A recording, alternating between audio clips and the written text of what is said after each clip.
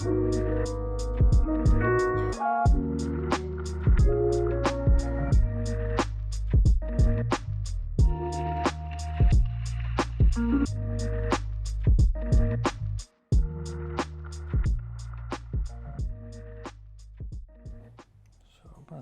here in this frontal bone area. It's really just right where the corner of the hairlines go on each side. We're going to work here first and establish a guide for her face framing or curtain bangs or whatever cut you're doing. This is a good way to do any of those types of styles. What really is going to determine that style is the length at which you cut it. So we're going to start a little longer here, just get a little feel for it. What I want to do is I want to crisscross over the face. Okay, so I'm going to pull this down to more of a 45-degree so I can keep a nice full look in the front part. And I'm going to pull this around and I'm going to angle my fingers, something mimicking the jawline on the opposite side. And that's going to help things frame the face and cut better to her bone structure and look perfect for her. So I'm going to bring this down. We're going to go a little longer, so I'm going to go about neck first. Okay. And then I'm just going to go ahead and make this cut.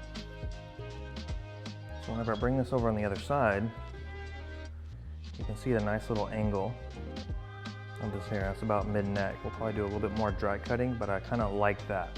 So what we're going to do is I'm going to replicate that on the other side. Same exact sectioning.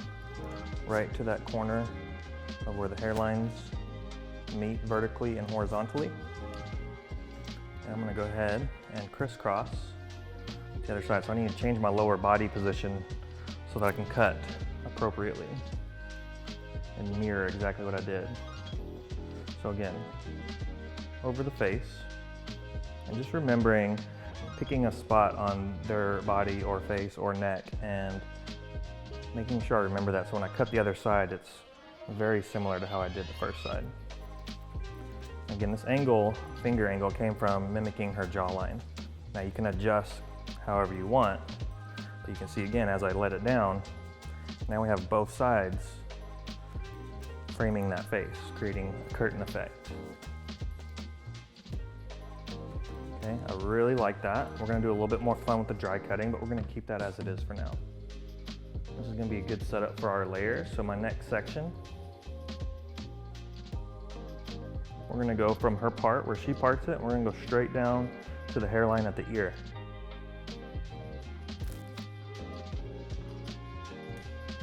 Let's get this out of our way.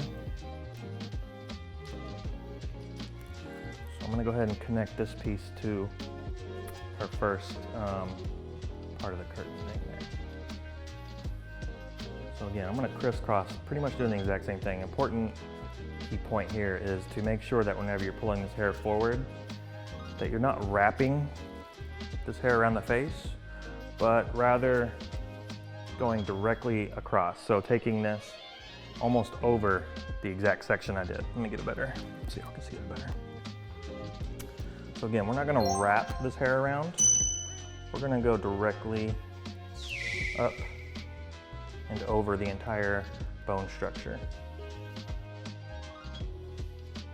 right on top of our section. Okay, once we've done that, we're gonna find that guide. And you can see her perimeter that we've already cut is here. That's a good indication that I'm not gonna be cutting into her perimeter, making her haircut any shorter than what it already is. So knowing that, I'm gonna go ahead and use that perimeter to start. I'm gonna cut right into the guide that I created originally. So again, when I drop this, you can see a nice, natural framing of the face. I'm gonna mirror the other side before I move into the rest of the layers so I can make sure I have a guide set for both sides. As I'm doing this, I'm changing where I'm standing so I can make sure I'm replicating each side perfectly. So again, we're gonna go ahead and make sure that this hair on the bottom goes up and into what I've cut, not wrapped around. So directly across the street there. And we're gonna find our guide here. There we go. We're gonna match our fingers right with that. And again, you can see here the perimeter, which is gonna be safe. We've already cut the perimeter, so we don't need to cut that anymore.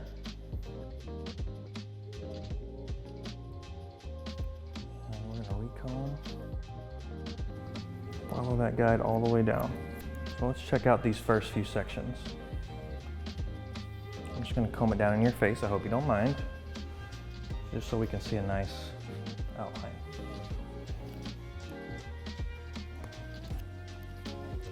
So very consistent. Nice little opening here, outlining the facial structure. I love it. So now we have a guide for the rest of the haircut. When I get this clean section, it's easiest to comb everything in the direction that I want to section it. And I'm going to place my finger where I want my section to end. And I'm going to put my comb where I want to begin. And I'm going to go ahead and just connect the dots. That gives me a nice, clean, easy section. Clean comb out so we can come back to this hair later and we don't have to struggle detangling. And we're going to clip it up nice and neat. Get her some cute little space buns. Take these E6s, I love to use these for wet cutting, nice precision cutting.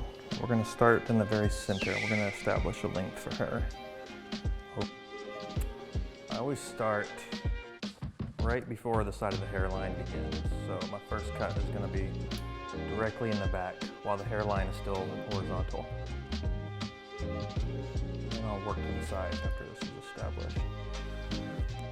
And what I'm gonna do to get this length, I'd like to have them look down, and the reason I like to have them look down, you can look up for now, I'll show them. If I were to cut here,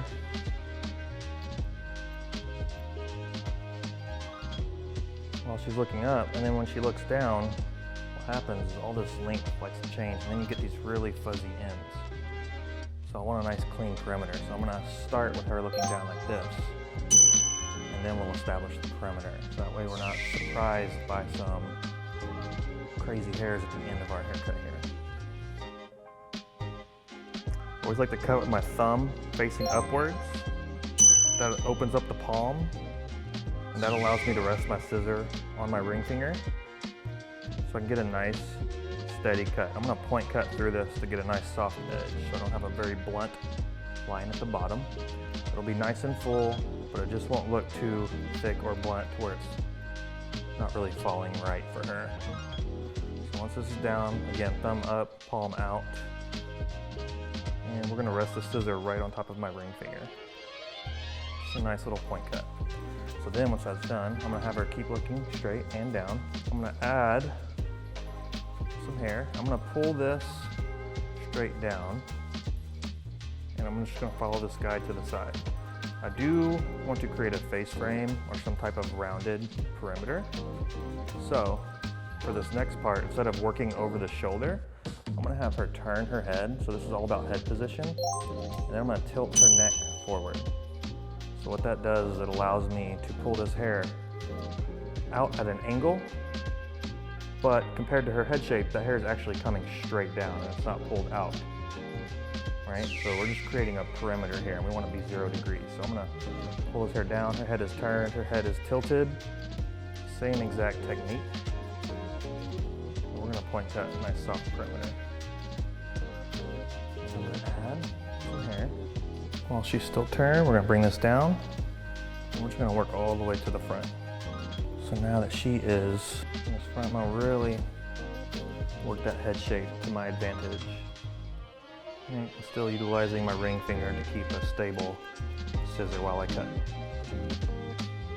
So when she looks straight now, you can see that this end slightly went upwards, which is good because it gives me a nice rounded shape naturally. So now, she's gonna look straight and she's gonna tilt down so I can repeat the exact same process on the other side. Taking some of this hair and I'm just gonna follow my guide. Thumb is up, palm is out. Following this guide here. So really what I'm looking at is my fingers to be the line that I'm following.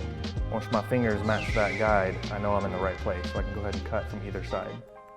This side or from the guide. As long as you're matching up in the middle. Okay. So now I'm gonna have her turn as far as she can. She's gonna tilt. Perfect.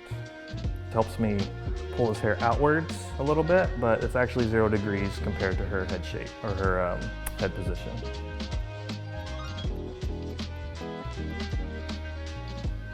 Thumb is up, palm is out.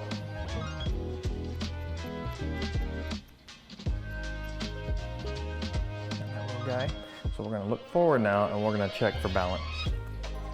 Everything's gonna come to the back, equally combed out on both sides.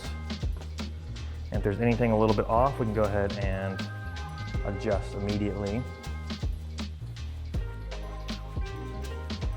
So that looks nice. I'm just gonna come here and we're just gonna slightly touch that up. If I can take this whole section down and cut with it, I'll keep it all down. But that's only if I can see a guide. If my guide's a little bit difficult to see, I might section that in a few more sections. So let's do that.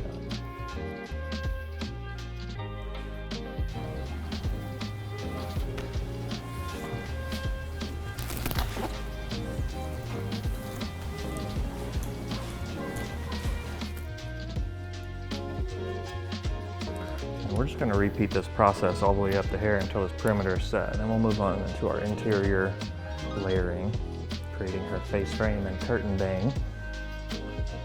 Starting center back, inside the hairline on the neck.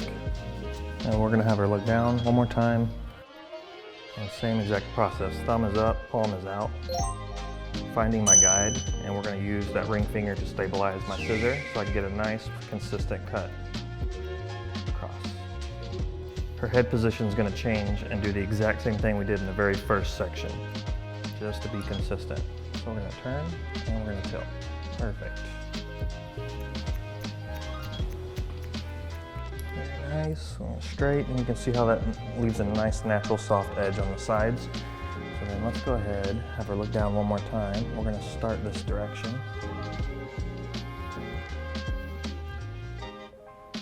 Make sure you find your guide. Fingers are helping me line that up. And again, just ring finger helps stabilize my cutting. Okay, and we're gonna turn, and then we're gonna tilt. Thumb is up, palm is out.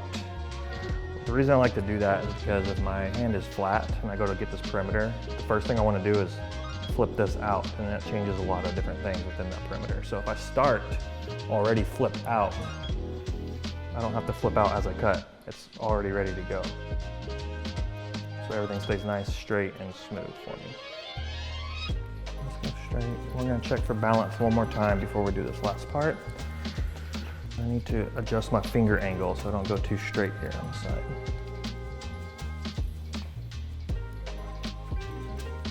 There we go.